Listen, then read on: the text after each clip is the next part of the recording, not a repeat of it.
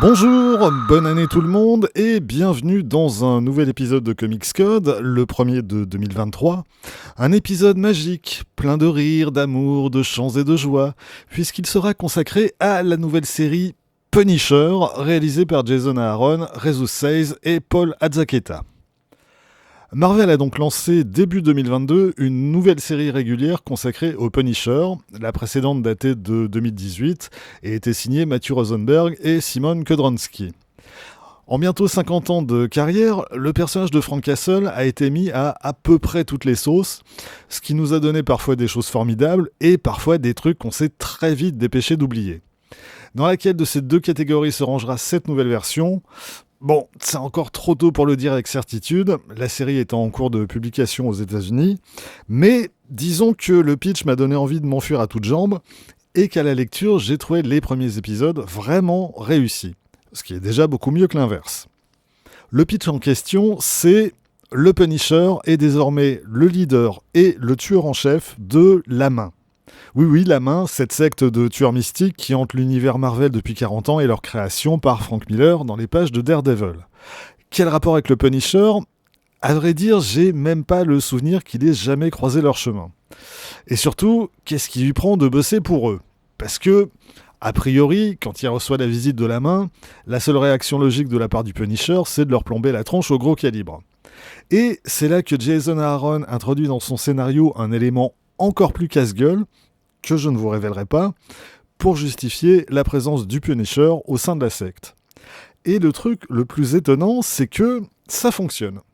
Effectivement, le Punisher a une raison qu'on pourra qualifier d'impérieuse pour se retrouver au sein et à la tête de cette organisation. La Main a besoin du Punisher pour mener à bien sa mission, et le Punisher a besoin de La Main pour... vous verrez bien. Et il partage même dans ses premiers épisodes un objectif et un adversaire commun, sous la forme d'une organisation qui fournit en armes de destruction massive toutes les organisations criminelles de la planète. D'une certaine manière, on reste avec cette version du Punisher en territoire connu. Démanteler une organisation criminelle, c'est un peu la base du boulot du Punisher. Mais, à la fois par le cadre dans lequel se déroule ce récit et par la nature de ses adversaires, on se retrouve au final avec une histoire du Punisher telle qu'on n'en a jamais lu. Au dessin, on retrouve deux artistes au style très différent, Jesus Saiz et Paul Azaceta. Le premier met en scène le récit principal qui s'avère extrêmement sanglant. Vraiment, si l'ultra-violence vous rebute, je vous conseille vivement de passer votre chemin parce que là, on a des séquences vraiment très graphiques et j'ai renoncé à faire le décompte des démembrements de toutes sortes avant la fin du premier épisode. Et le résultat est d'autant plus violent que Jesus Saiz a un style très réaliste. De son côté, Paul Azaceta s'occupe des séquences flashback qui reviennent sur la jeunesse de Frank Castle. Dans ces séquences, Jason Aaron se penche sur le passé du personnage alors qu'il n'a qu'une petite dizaine d'années. On sait que Frank Castle n'est devenu le Punisher qu'après le massacre de sa famille, mais ça n'explique évidemment pas tout du personnage. Le scénariste creuse donc plus loin et plus profond pour mettre en lumière toute la folie du personnage et toute la violence qu'il habite depuis sa plus tendre enfance. Et là encore, le travail de Jason Aaron sur le personnage est à la fois intéressant et pertinent.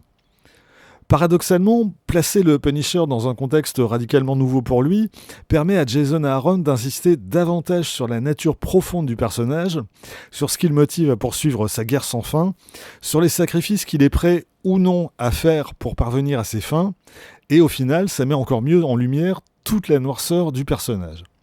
J'étais très sceptique au début, et jusque-là, Jason Aaron réussit à me convaincre que son approche atypique était la bonne.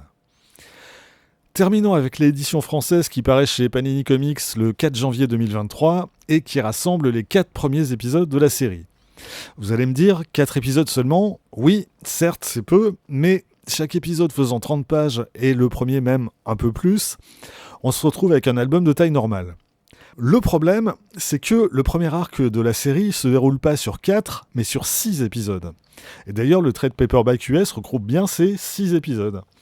Visiblement, Panini s'est dit qu'il serait plus rentable de découper la série en petits tomes, ce qui me semble une pratique peu respectueuse de son lectorat, mais surtout peu respectueuse du travail des auteurs.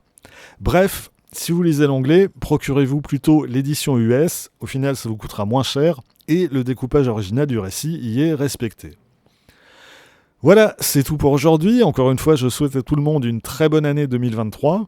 Rendez-vous très vite pour d'autres titres tout aussi joyeux et drôles que celui-ci. D'ici là, vous pouvez vous abonner à cette chaîne, laisser un commentaire, partager cette vidéo sur les réseaux sociaux et surtout, lire des comics. Soyez sages et à bientôt.